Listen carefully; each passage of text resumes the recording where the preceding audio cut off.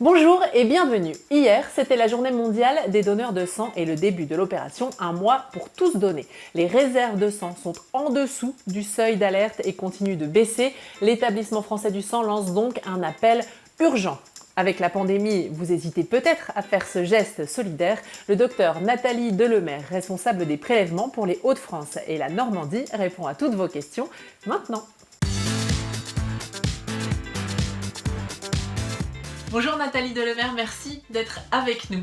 Thierry est donneur régulier mais ne donne plus son sang depuis le confinement et demande s'il peut contracter le virus en allant sur un lieu de collecte.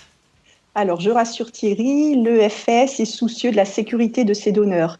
Toutes nos collectes sont très sécuritaires et nous avons mis en place les gestes barrières et les mesures de sécurité sanitaire optimales, à savoir le port de masque pour tous les donneurs et pour l'ensemble du personnel de l'EFS, le lavage des mains avec ou la solution hydroalcoolique si cela n'est pas possible de suite.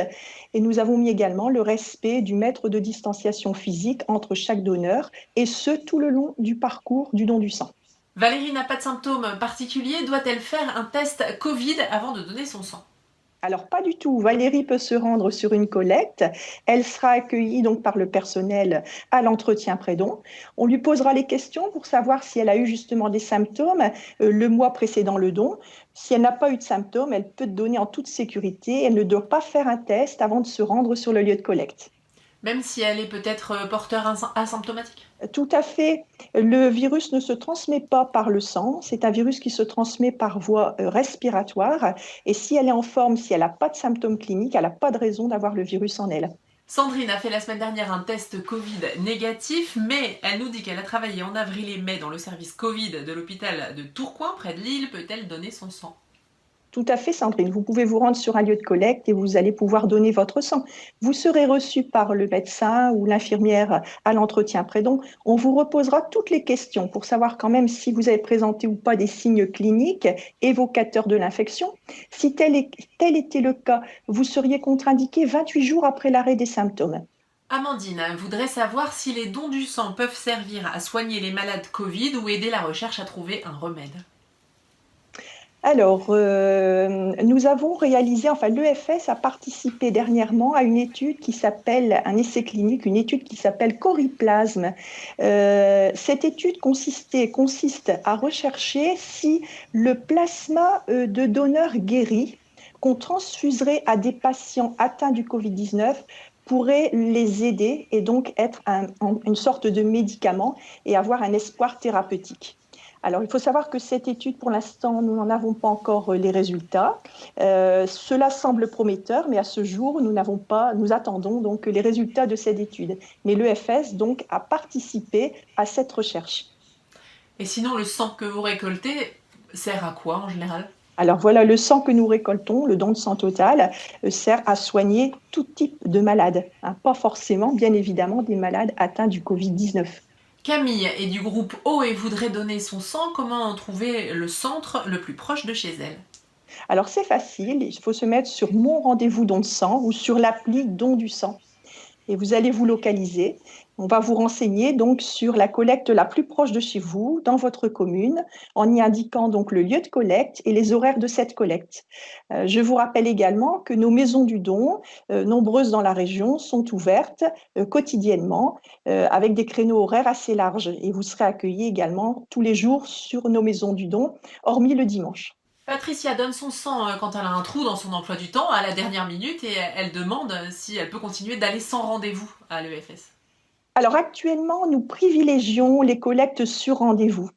C'est plus facile pour nous dans ce contexte épidémique et sanitaire pour respecter en fait les gestes de sécurité sanitaire, les gestes de distanciation, une meilleure maîtrise des flux des donneurs et maîtriser donc l'attente. Donc nous privilégions les collectes sur rendez-vous. Mais il est bien évident que si vous en présentez sur un lieu de collecte et que le créneau de rendez-vous est disponible, nous allons bien évidemment vous accueillir sans problème. Jean-Pierre a l'habitude de donner son sang sur son lieu de travail. Allez-vous reprendre les collectes itinérantes? Alors tout à fait. Si je puis dire, les collectes sur les lieux de travail, donc les entreprises, pendant la période confinement, nous n'avons pas pu collecter chez elles, puisque les entreprises étaient là pour la plupart du temps en télétravail, il y avait une organisation complètement différente. Nous avons donc subi malheureusement l'annulation de nombreuses collectes en entreprise ainsi qu'en secteur universitaire. Nous pensons les reprendre prochainement, mais à ce jour, beaucoup d'entre elles n'ont pas encore lieu, puisque l'activité dans ces entreprises n'a pas totalement repris à la hauteur de ce qu'elle était autrefois. Et de nombreuses entreprises sont encore actuellement en télétravail. Mais nous espérons et nous attendons avec impatience le fait de pouvoir être accueillis de nouveau sur toutes ces entreprises qui nous accueillent tout au long de l'année habituellement. Parce que c'était un apport important. C'était un apport important, tout à fait, que nous avons perdu donc pendant toute la durée du confinement et que nous n'avons pas encore à ce jour compensé. Justement, aujourd'hui, vous lancez un appel d'urgence. Vous manquez vraiment de sang? Tout à fait. Les stocks actuellement à l'établissement français du sang Hauts-de-France-Normandie sont critiques. Nous avons atteint notre seuil d'alerte et nous voulons une mobilisation des donneurs donc dès à présent et dans les semaines à venir. Nous avons dans notre région des donneurs fidèles. Je les invite à se rendre rapidement sur les lieux de collecte comme ils ont l'habitude de le faire.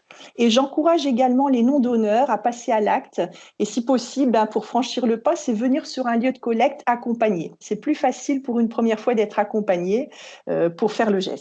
Merci beaucoup Nathalie Delemer, bonne journée à vous. Eh bien, merci. Le site de l'EFS est très bien fait et vous permettra de trouver un point de collecte et de prendre rendez-vous. Alors n'oubliez pas, en juin, prenez le relais un mois pour tous donner. Le principe, c'est que vous donnez votre sang et vous incitez votre entourage à le faire. Demain, à 11h50, nous parlerons des conséquences psychologiques de la pandémie. Vous avez des questions? Nous avons les réponses sur France 3 Hauts-de-France. Tout de suite, vos éditions d'information régionale.